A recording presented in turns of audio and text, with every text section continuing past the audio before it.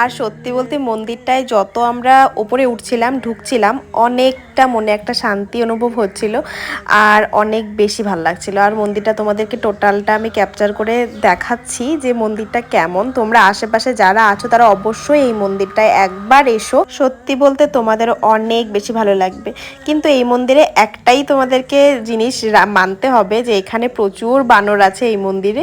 তোমরা সবসময় একটা লাঠি ক্যারি করবে, ওখান থেকে অলরেডি দিয়ে দেয়, তো যখন তখন কিন্তু হাতের থেকে থালা নিয়ে যেতে পারে বা হাতের থেকে ভোগ প্রসাদও কিন্তু নিয়ে চলে যায়। সেটার প্রমাণ তোমরা এখনই দেখতে পাবে।